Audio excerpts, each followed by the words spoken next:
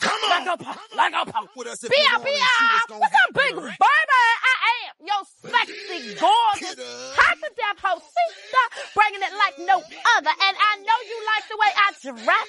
It's definitely to impress while I do what I do, huh? That's express. Y'all like that, right? Now don't be ready for me.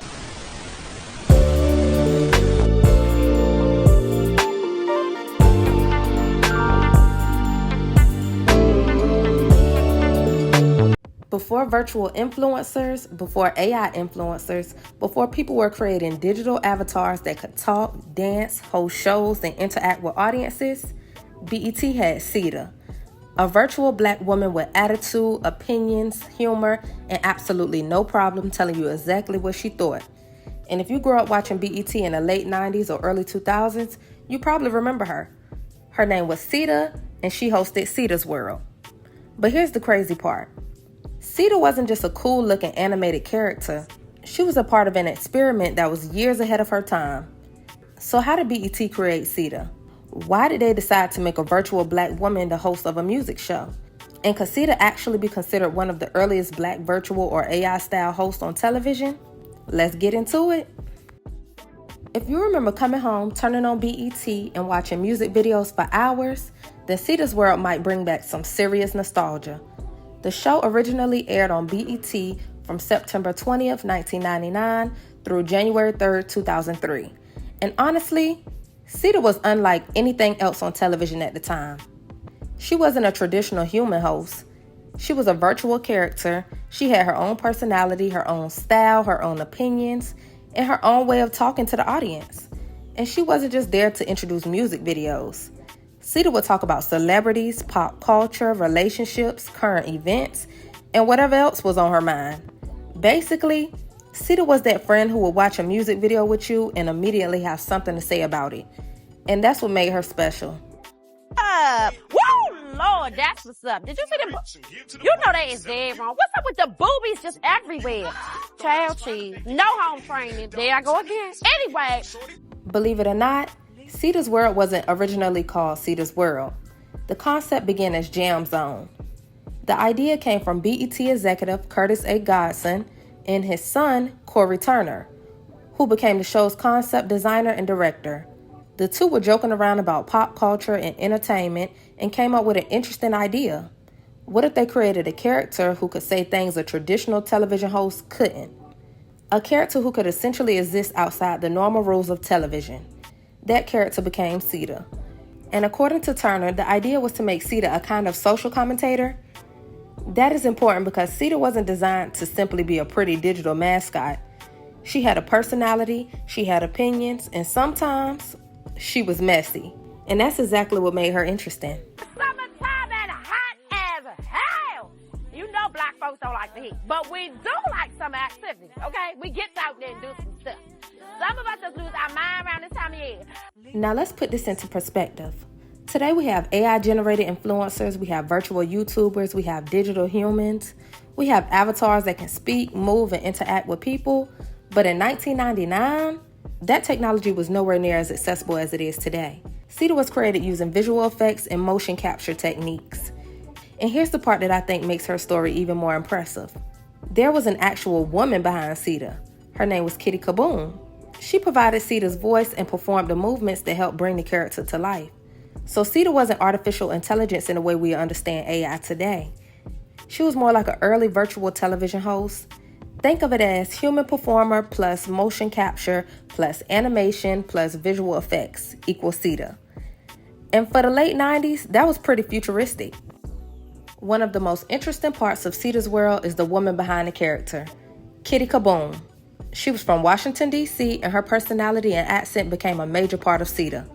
That D.C. flavor wasn't something the producers wanted to erase. They wanted Cita to sound authentic, and that authenticity mattered. Because Cita didn't sound like a polished corporate television personality. She sounded like somebody you might actually know. She had that slang, she had that attitude, she had the humor, and she wasn't afraid to say exactly what she thought.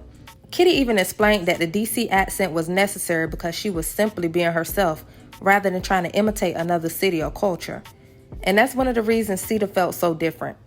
Now let's talk about the claim that makes Cita's story so fascinating.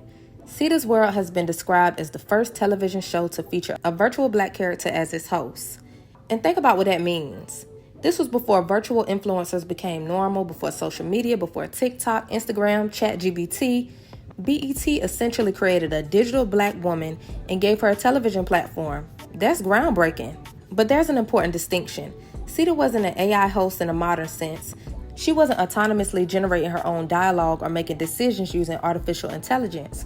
A real performer provided her voice and movements, while writers and animators built the character around her. So I would describe Cita as an early black virtual television host rather than literally the first black AI host. And honestly, that makes the story even more interesting because it shows that the idea of a digital black person existing in entertainment isn't new. Cita was already doing it more than 2 decades ago. Here's where I think the creators really got it right. Cita wasn't just technology, she had personality. And that's something technology alone can't create. The writers understood that young viewers didn't want somebody lecturing them. They wanted somebody who understood them. Cita could talk about relationships, she could joke about celebrities, she could discuss sex, she could criticize music, she could talk about black culture, and she could even tackle more serious subjects. According to the oral history of the show, Cita's topics range from funny and provocative conversations to discussions about black political and cultural issues. So underneath all the jokes and futuristic technology, Cita was actually a reflection of the culture around her.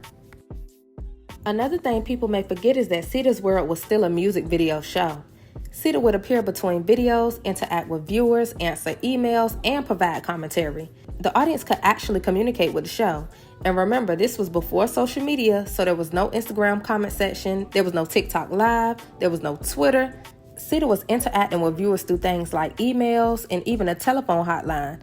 That made the show feel interactive in a way that was surprisingly modern. And the production itself evolved. Cita's World moved from Washington, D.C. to New York and eventually to Los Angeles. By the final phase of the show, the production had undergone a major technological upgrade. The team used optical tracking and motion capture technology, created a dedicated blue screen stage, and redesigned Cita herself. The move to Los Angeles also gave the production access to people with more experience in visual effects workflows. So this wasn't a company creating one digital character and leaving it alone. They were experimenting, they were learning, they were improving the technology as the show continued. And unfortunately, even though Cita was ahead of her time, the show eventually came to an end. After 4 seasons, Cita's World wasn't renewed. And that might be one of the biggest what-if stories in BET history. Because imagine if Cita's World had survived into the social media era. Imagine Cita on YouTube, Cita on Instagram, Cita going viral on TikTok, Cita interviewing celebrities through digital avatars, Cita interacting with fans in real time. She could have been huge. The technology eventually caught up with the idea, but the show itself didn't get the opportunity to grow with it. What's fascinating is that Cita didn't completely disappear. The character was redesigned years later and appeared in BET Presents The Encore in 2021. And her influence can also be seen in newer projects.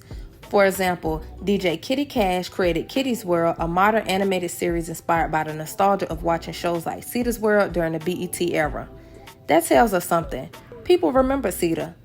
Maybe they didn't always remember how the technology worked. Maybe they didn't realize how groundbreaking the concept was, but they remembered her. And this is where I think Cita's story becomes bigger than nostalgia.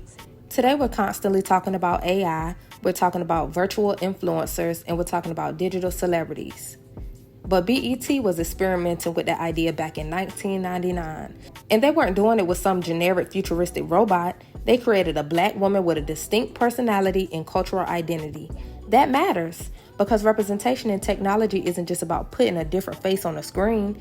It's about who gets to exist in a digital future. Cita was one of those early examples. She showed that a virtual character could have a specific voice, personality, culture, and audience. And that's something we're still exploring today. So when we look back at Cita's World, it's easy to say, remember that funny animated BET host? But Cita was much more than that. She was an experiment, she was entertainment, she was technology. And she was a glimpse into the future that hadn't arrived yet. Before AI influencers became normal, before virtual celebrities became a thing, BET gave us Cita, a black virtual host who could talk about music, culture, relationships, and whatever else she had on her mind.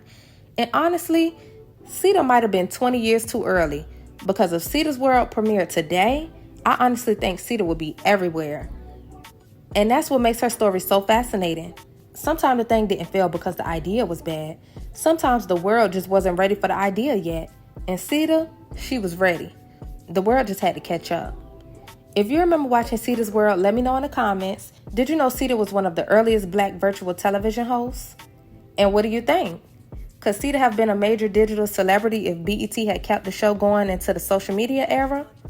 Let me know your thoughts down below. And don't forget to like, comment, and subscribe. And I'll see you in the next one. Bye. Hey, look, unfortunately, our time has come to an end. But that don't mean I love you any less, baby. I'll see you tomorrow. And I will be as fine as I am now. Okay? I gotta go. But keep them letters coming, y'all. 105 East 106th Street. New York, so nice they named that joint. White 1002 now. Till next time. Y'all know the deal. Be good to yourselves. You know I will. And take care of them damn children. Bye-bye. Bye-bye. Bye-bye. Bye-bye. Bye-bye. Cita's right.